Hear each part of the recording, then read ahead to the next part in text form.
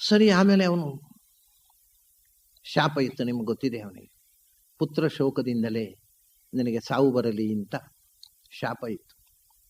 ಅದು ಅವನು ಮದುವೆ ಆಗುವ ಮುಂಚೆ ಅವನಿಗೆ ಬಂದ ಶಾಪ.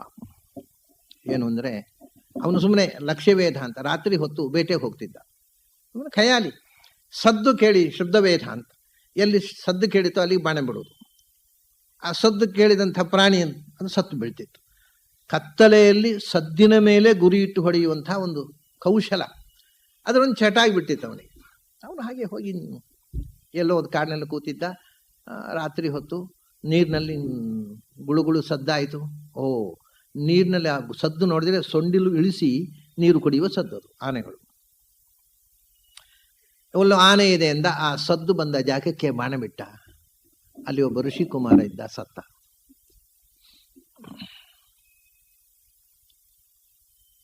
ಆ ಋಷಿಕುಮಾರನ ತಂದೆ ತಾಯಿ ಕುರುಡರು, ಎಳ್ಳಿ ಕೂಡದವರು. ಅವರನ್ನ ಬಗಲಲ್ಲಿ ಹೊತ್ತುಕೊಂಡು ಇವನು ಊರಿಂದ ಊರಿಗೆ ಯಾತ್ರೆ ಮಾಡಿಸಿಕೊಂಡು ಈ ಋಷಿಕುಮಾರ ಸಾಕ್ತಿದ್ದ. ಅವ್ರಿಗೆ ಯಾರ ಗತಿ? ಈ ಹುಡುಗನನ್ನ ಬಾಣದಿಂದ ಹೊಡೆದು ಉರುಳಿಸಿ ಬಿಟ್ಟಿದ್ದಾನೆ. ಇವನನ್ನು ಹಿಡ್ಕೊಂಡು, ಇವನ ಮೃತ ಶರೀರವನ್ನು ಹಿಡ್ಕೊಂಡು ಅಲ್ಲಿಗೆ ಹೋಗ್ತಾನೆ. ತಂದೆ ತಾಯಿ ಇದ್ದಲ್ಲಿಗೆ ಕ್ಷಮೆ ಕೇಳ್ತಾನೆ. ಏನು ಕ್ಷಮೆ ಕೇಳೋದು? ಅವ್ರು ಹೇಳ್ತಾರೆ, ನಾವು ನನ್ನ ಮಗ ಇಲ್ಲದೆ ನಾನು ಬದುಕೋಲ್ಲಪ್ಪ, ನಾನು ಸಾಯ್ತೇವೆ ಅಂತ. ಅವರು ಅಗ್ನಿ ಪ್ರವೇಶ ಮಾಡಿ ಇಬ್ಬರು ಸತ್ತು ಬಿಡ್ತಾರೆ. ಅವನ ಜೀವನದಲ್ಲಿ ದೊಡ್ಡ ದುರಂತ. ಮಗನಿಂದಾಗಿ ನಮಗೆ ಇಂಥ ದುಃಖವನ್ನು ತಂದುಕೊಟ್ಟವ ನೀನು, ನಿನಗೂ ನಿನ್ನ ಮಗನಿಂದಲೇ ಸಾವು ಬರಲಿ ಅಂತ ಶಾಪ ಕೊಟ್ಟು ಆ ತೀರಿ ಬಿಡ್ತಾರೆ. ಇಲ್ಲಿ ಒಂದು ಗಮನಿಸಬೇಕಾದ ಸಂಗತಿ ಇದೆ. ಏನು ಅಂದರೆ, ಮುಂದೆ ಒಂದು ಕಥೆ ಬರುತ್ತೆ ರಾಮಾಯಣದಲ್ಲಿ. ಶಂಭೂಕ ಅನ್ನತಕ್ಕಂಥ ಒಬ್ಬ ತಪಸ್ಸು ಮಾಡಿದಾಗ ರಾಮ ಬಂದು ಅವನನ್ನು ಕೊಂದ.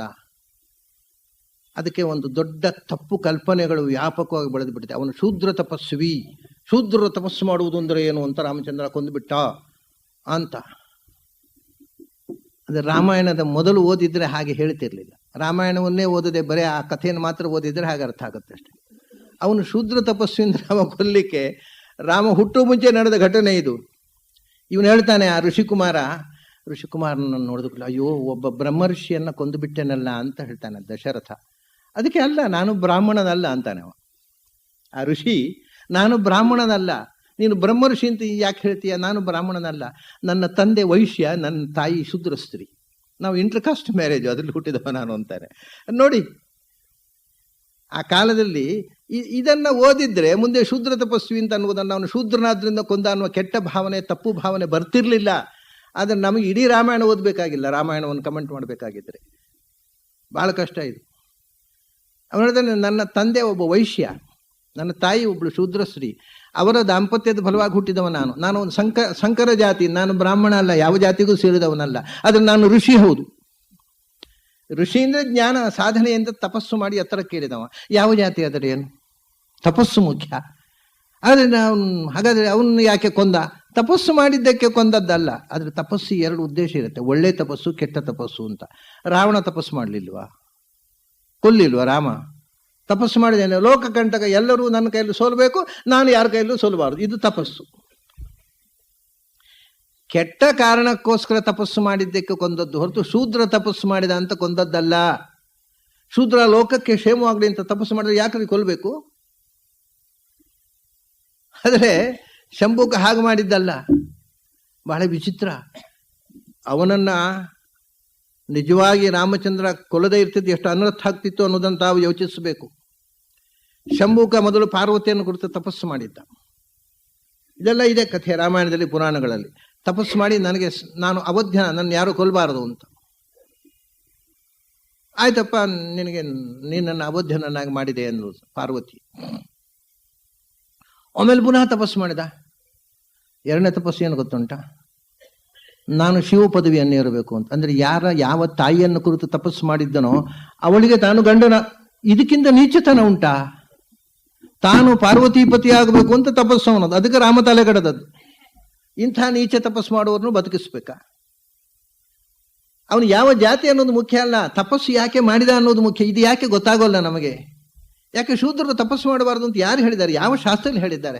ಒಳ್ಳೆಯ ಕೆಲಸಕ್ಕೋಸ್ಕರ, ಒಳ್ಳೇದಾಗ್ಲಿ ಜಗತ್ತಿಗೆ ಅಂತ ಯಾರೂ ತಪಸ್ಸು ಮಾಡಬಹುದು. ಆದರೆ ರಾವಣ ತಪಸ್ಸು ಮಾಡಿದ. ಅವನು ಬ್ರಾಹ್ಮಣ ಆದರೆ ಅವನು ತಪಸ್ಸು ಮಾಡಿದ್ದೇನು ಅಂದರೆ ಲೋಕಗಂಟಕನಾಗಿ. ಬ್ರಾಹ್ಮಣರು ತಪಸ್ಸು ಮಾಡಿದ ಬ್ರಾಹ್ಮಣರು ಬ್ರಾಹ್ಮಣ ಆದರೂ ಅವನು ತಪಸ್ಸು ಮಾಡಿದ್ದು ಲೋಕ ಕ್ಷಯಕ್ಕೋಸ್ಕರ. ಲೋಕರಾವಣ ಅವನು, ಒಳ್ಳೆ ಕೆಲಸಕ್ಕೋಸ್ಕರ ಅಲ್ಲ. ಅದರಿಂದ ಅವನನ್ನು ಕೊಂದ ರಾಮಚಂದ್ರ. ಅಯ್ಯೋ ಬ್ರಹ್ಮಹತ್ಯೆ ಆಗುತ್ತೆ, ಬ್ರಾಹ್ಮಣ ಯಾಕೆ ಒಳ್ಳೋದು ಅಂತ ಯೋಚನೆ ಮಾಡಲಿಲ್ಲ. ಜಾತಿ ಯಾವುದು ಅನ್ನೋದು ಮುಖ್ಯ ಅಲ್ಲ, ಸ್ವಭಾವ ಯಾವುದು ಅನ್ನೋದು ಮುಖ್ಯ. ಅದು ಬ್ರಾಹ್ಮಣ ಸ್ವಭಾವ ಅಲ್ಲ, ರಾವಣನ ನೀಚ ಸ್ವಭಾವ. ಹಾಗೆ ಇವನು ತಾನು ಪಾರ್ವತಿ ಪತಿ ಆಗಬೇಕು, ತನಗೆ ಶಿವ ಪದವಿ ಸಿಗಬೇಕು ಅಂತ ತಪಸ್ಸು ಮಾಡಿದ್ರೆ ಅವನು ಬದುಕಿಸ್ಬೇಕಾ? ಇದು ಸಂಗತಿ. ಇಲ್ಲಿ ನೋಡಿ, ಇವನು ವೈಶ್ಯ, ಒಬ್ಬಳು ಶೂದ್ರ ಸ್ತ್ರೀ, ಅವರ ಅಂತರ್ಜಾತೀಯ ವಿವಾಹ, ಅದರ ಫಲವಾಗಿ ಹುಟ್ಟಿದ ಯಾವ ಜಾತಿಗೂ ಸೇರಿದವ ದೊಡ್ಡ ಋಷಿ. ರಾಮಾಯಣದ ಪ್ರಾರಂಭದಲ್ಲೇ ಈ ಜಾತ್ಯತೀತವಾಗಿರತಕ್ಕಂಥ ತಪಸ್ಸಿನ ಕಲ್ಪನೆಯಿಂದ ಪ್ರಾರಂಭ ಆಗುತ್ತೆ ರಾಮಾಯಣ. ಅದನ್ನು ತಿಳ್ಕೊಳ್ಳದೆ ನಾವು ಉಪಕ್ರಮದ ಕಥೆಯನ್ನು ಮರೆತು ಉಪಸಂಹಾರದ ಕಥೆಯಲ್ಲಿ ಶೂದ್ರನನ್ನು ತಪಸ್ಸು ಮಾಡಿದ ಅಂತ ರಾಮ ತಲೆ ಕಡ್ದ. ಖಂಡಿತ ಅಲ್ಲ. ಯಾಕೆಂದ್ರೆ ರಾಮನಿಗೆ ಅತ್ಯಂತ ಪ್ರೀತಿಪಾತ್ರನಾದವು ಗುಹನೆಂಬ ಶೂದ್ರ. ಅವನು ದೊಡ್ಡ ತಪಸ್ವಿ, ದೊಡ್ಡ ವೈಷ್ಣವನಾಗಿದ್ದ ಅಂತ ಹೇಳ್ತಾರೆ ಪುರಾಣದಲ್ಲಿ. ನರಸಿಂಹ ಪುರಾಣದಲ್ಲಿ ಗುಹೋ ನಾಮ ಮಹಾನ್ ವೈಷ್ಣವ ಅಂತ ಹೇಳಿದ್ದಾರೆ. ತುಂಬಾ ದೊಡ್ಡ ವಿಷ್ಣು ಉಪಾಸಕ ಅವನು.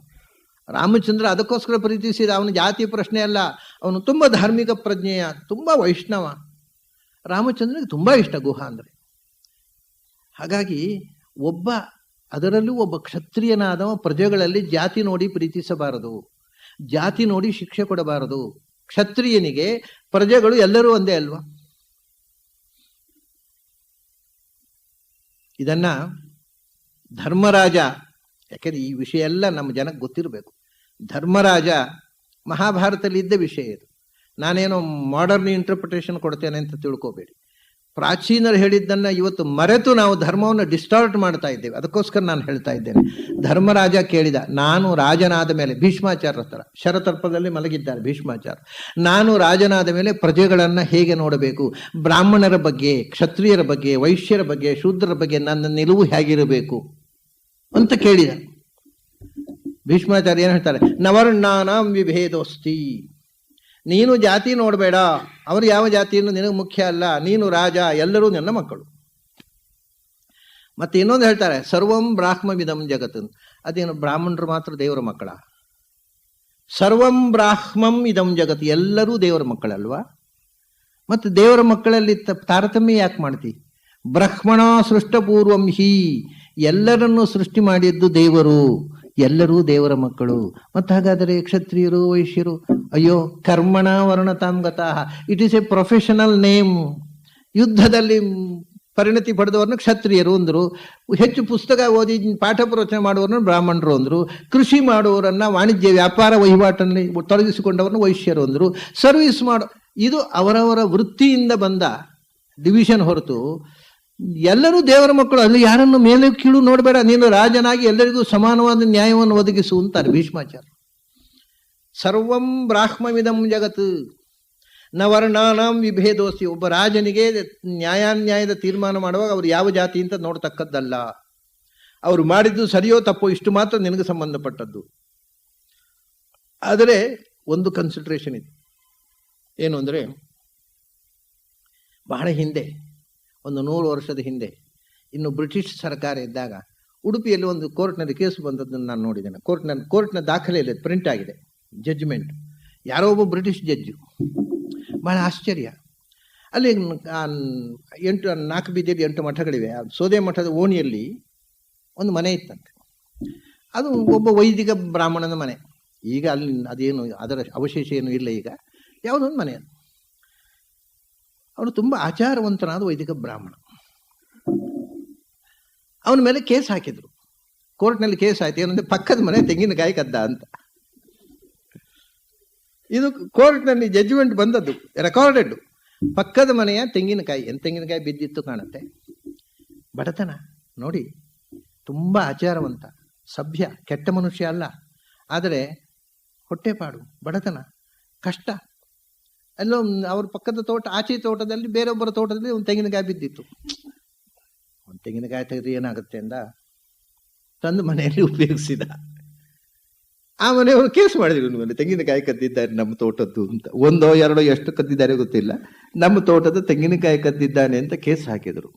ನೋಡಿ ಈಗ ಅವನನ್ನ ಇದು ನೋಡಿ, ಬ್ರಿಟಿಷರು ಜಾತಿ ಪದ್ಧತಿಯನ್ನು ಒಪ್ಪದೇ ಇದ್ದವರು ಮಾಡಿದ ಜಡ್ಜ್ಮೆಂಟ್ ಏನು, ಇದು ಇವತ್ತಿಗೂ ಪ್ರಿಂಟ್ ಆಗಿದೆ. ಅದು ಉಡುಪಿಯ ಕೋರ್ಟ್ನಲ್ಲಿ ನೀವು ನೋಡಬಹುದು. ಅವನ ಜಡ್ಜಿ ಏನು ಹೇಳ್ತಾರೆ ಅಂದರೆ, ಇವನು ಒಳ್ಳೆಯ ಆಚಾರವಂತನಾದ ಬ್ರಾಹ್ಮಣ, ಜಾತಿಯ ಪ್ರಶ್ನೆ ಅಲ್ಲ, ಆದರೆ ಅವನ ಕ್ಯಾರೆಕ್ಟರ್ನ ಪ್ರಶ್ನೆ ಅಲ್ಲಿ. ಅವನು ಎಂದೂ ಯಾರ ದುಡ್ಡನ್ನು ಕದ್ದವನಲ್ಲ, ಕದಿಯುವ ಸ್ವಭಾವದವನಲ್ಲ, ಅಷ್ಟೆಲ್ಲ ಒಳ್ಳೆಯ ನೇಮನಿಷ್ಠೆಯ ಬ್ರಾಹ್ಮಣ. ಏನೋ ಕಷ್ಟದ ಆಪತ್ತಿನ ಅನಿವಾರ್ಯತೆಗಾಗಿ ಕದ್ದಿದ್ದಾನೆ, ಅದರಿಂದ ಅವನಿಗೆ ವಾರ್ನ್ ಮಾಡಿ ಬಿಟ್ಟಿದ್ದೇನೆ ಅಂತ, ಕ್ಷಮಾದಾನ ಮಾಡಿದ್ದೇನೆ ಅಂತ. ಅದೇ ದಿನ ಕದಿಯೋನನ್ನ ಹಾಗೆ ಕ್ಷಮಿಸ್ಲಿಕ್ಕಿಲ್ಲ.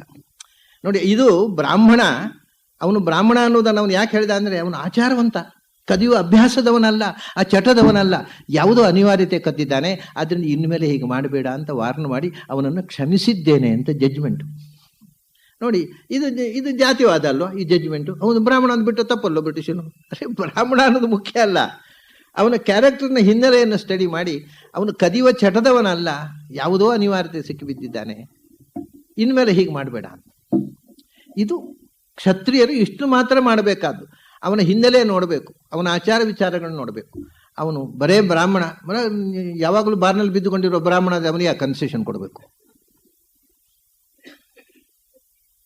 ಅವನು ಇರೋದು ಬಾರ್ನಲ್ಲಿ, ಇದು ಬರುವಾಗ ಮಾತ್ರ ನಮಗೆ ಬೇರೆ ಪಂಕ್ತಿ ಆಗಬೇಕು ಬ್ರಾಹ್ಮಣರು. ಯಾವ ಕರ್ಮ ಇದು? ನೀಚ ಬ್ರಾಹ್ಮಣ. ಅವನ ಮನೆಯಿಂದ ಹೊರಗೆ ಎಲೆ ಹಾಕ್ಬೇಕಂತ ಬ್ರಾಹ್ಮಣರಿಗೆ, ಮನೆ ಒಳಗಲ್ಲ, ಹಟ್ಟಿಯಲ್ಲಿ ಹಾಕಬೇಕು. ನೀನು ಹಟ್ಟಿಯಲ್ಲಿ ಹುಟ್ಟು ಕಟ್ಟಬೇಕಾದ ಪ್ರಾಣಿ ಯಾಕೋ ತಪ್ಪಿ ಒಳಗೆ ಬಂದಿದ್ದೀಯಾ, ಹಟ್ಟಿಯಲ್ಲಿ ಹಾಕ್ತೇನೆ ಬಾ ಅಂತ. ಯಾವತ್ತೂ ಈ ಪ್ರಾಚೀನರು ಒಂದು ಜಾತಿಯಿಂದ ಒಬ್ಬನನ್ನು ಅಳಿಬೇಕು ಅಂತ ಹೇಳಲಿಲ್ಲ. ಅದು ಇಟ್ಸ್ ಎ ಪ್ರೊಫೆಷನಲ್ ನೇಮ್ ಅಂತ ಹೇಳಿ. ಕರ್ಮಣ ವರ್ಣತಾಂ ಗತಃ ಎರಡಿದೆ, ಒಂದು ಜಾತಿ ಮತ್ತು ವರ್ಣ ಒಂದೇ ಅಲ್ಲ. ಜಾತಿ ಅನ್ನೋದು ತಂದೆಯಿಂದ ಮಗನಿಗೆ ಬರುವಂಥದ್ದು. ಯಾವ ಜಾತಿ ತಂದೆ, ಯಾವ ಜಾತಿ ಅದೇ ಜಾತಿ ಮಗ. ಇದು ಸಾಮಾಜಿಕವಾಗಿ ಬಂದಿರುವಂಥದ್ದು. ವರ್ಣ ಅಂದರೆ ನೇಚರ್, ಸ್ವಭಾವ. It's A psychological classification. ನಿಮ್ಮ ಸ್ವಭಾವ ಯಾವುದು ಅದು ನಿಮ್ಮ ವರ್ಣ. ನೀವು ತಂದೆ ಯಾವ ಜಾತಿಯವನೇ ಇರಬಹುದು, ಮಗನಿಗೆ ಶಾಸ್ತ್ರ ಓದುವುದು, ಅಧ್ಯಯನ, ಧರ್ಮ ಇದೆಲ್ಲ ಆಸಕ್ತಿ ಆದರೆ ಮಗ ಬ್ರಾಹ್ಮಣ, ಅಪ್ಪ ಕ್ಷತ್ರಿಯ ಇರ್ಬೋದು, ವೈಶ್ಯ ಇರ್ಬೋದು, ಶೂದ್ರ ಇರ್ಬೋದು. ಅಪ್ಪ ಒಳ್ಳೆ ಬ್ರಾಹ್ಮಣ, ಮಗ ಯಾವಾಗಲೂ ಬಾರ್ನಲ್ಲೇ ಬಿದ್ದುಕೊಂಡಿರೋನಾದ್ರೆ ಅಪ್ಪ ಬ್ರಾಹ್ಮಣ, ಮಗ ಶೂದ್ರ. ಅಂದರೆ ಇದು ಕ್ಲಾಸಿಫಿಕೇಶನ್ ಆಫ್ ಹ್ಯೂಮನ್ ನೇಚರ್. ವರ್ಣ ಅಂತಂದರೆ ಬಣ್ಣ. ನಾನು ಗೀತೆ ಬಗ್ಗೆ ಹೇಳುವಾಗ ಇದನ್ನು ಹೇಳಿದ್ದೆ, ಇಲ್ಲಿ ತಮಗೆ ನಿವೇದಿಸಿಕೊಂಡಿದ್ದೆ. ವರ್ಣ ಅಂದರೆ ಬಣ್ಣ. ಯಾವ ಬಣ್ಣ? ಮೈಯ ಬಣ್ಣ ಅಲ್ಲ. ಯಾಕಂದ್ರೆ ಎಲ್ಲ ಜಾತಿಗೂ ಒಂದೇ ಬಣ್ಣ, ಒಂದು ಕಪ್ಪು ಒಂದು ಬಿಳಿ. ಬ್ರಾಹ್ಮಣರ ಬಣ್ಣ, ಕ್ಷತ್ರಿಯರ ಬಣ್ಣ, ವೈಶ್ಯರ ಬಣ್ಣ, ಶೂದ್ರರ ಬಣ್ಣ ಅಂತ ಬಣ್ಣ ಇಲ್ಲ. ಯಾವ ಬಣ್ಣ? ಬಣ್ಣ ಅಂದರೆ ನಾವು ಹೇಳ್ತೇವಲ್ಲ, ಅವನ ಏನೋ ಒಳ್ಳೆ ಮನುಷ್ಯ ಅಂತ ತಿಳ್ಕೊಂಡಿದ್ದೇವೆ, ಇವತ್ತು ಅವನ ಬಣ್ಣ ಬಯಲಾಯಿತು ಅಂತ. ಆ ಬಣ್ಣ the colour of the mind, ಮನಸ್ಸಿನ ಬಣ್ಣ, ಅದರ ಸ್ವಭಾವ. ಅವನ ಸ್ವಭಾವ ಗೊತ್ತಾಯಿತು ಅಂತ ಅದನ್ನೇ ಹೇಳೋದು. ಅದರಿಂದ ವರ್ಣ ಅಂತಂದರೆ ಮನುಷ್ಯನ ಸ್ವಭಾವದ psychological classification. It's a most scientific classification of human race. ಇದು ಒಂದೂ ಗೊತ್ತಿಲ್ಲ, ಈ ವರ್ಣವನ್ನು ಬೈಯವರಿಗೂ ಗೊತ್ತಿಲ್ಲ, ಜಾತಿ ಯಾರು. ನಮಗೆ ಏನನ್ನಾದರೂ ಬೈಬೇಕಾದ್ರೆ ಮೊದಲು ತಿಳ್ಕೋಬೇಕು ಅನ್ನೋ ಒಂದು ಸಂಪ್ರದಾಯ ಹೊರಟು ಹೋಗಿದೆ ಈ ದೇಶದಲ್ಲಿ. ನೀವು ರಾಜಕಾರಣ ಆಗಿಬಿಟ್ರೆ ನೀವು ಮಾತಾಡಿದ್ದು ಮಾಫಿ, ಏನು ತಿಳ್ಕೊಳ್ಬೇಕಾದೇ ಇಲ್ಲ, ಏನು ಕ್ವಾಲಿಫಿಕೇಶನ್ ಬೇಡ. ಈ ಇಬ್ಬರಿಗೆ ಯಾವಾಗಲೂ ಪೇಜಾರ ಸ್ವಾಮಿಗಳು ಹೇಳೋದು ಹಿಂದೆ ಹೇಳ್ತಿದ್ರು, ಇಬ್ಬರಿಗೆ ಕ್ವಾಲಿಫಿಕೇಶನ್ ಬೇಡ ಅಂತ. ಒಂದು ಸ್ವಾಮಿ ಆಗ್ಲಿಕ್ಕೆ ಕ್ವಾಲಿಫಿಕೇಶನ್ ಬೇಡ, ರಾಜಕಾರಣಿ ಆಗ್ಲಿಕ್ಕೆ ಕ್ವಾಲಿಫಿಕೇಶನ್ ಬೇಡ. ಏನು ಯೋಗ್ಯತೆ ಇಲ್ಲದೇ ಇದ್ರೆ ಸ್ವಾಮಿ ಆಗ್ಬೋದು, ರಾಜಕಾರಣಿ ಆಗ್ಬೋದು. ಬೇರೆ ಯಾವ ಫೀಲ್ಡ್ನಲ್ಲೂ ಏನೂ ಮಾಡಲಿಕ್ಕೆ ಅರ್ಹತೆ ಇಲ್ಲದಿದ್ದವರು ಇದು ಎರಡು ಕ್ಷೇತ್ರ ಇರುತ್ತೆ.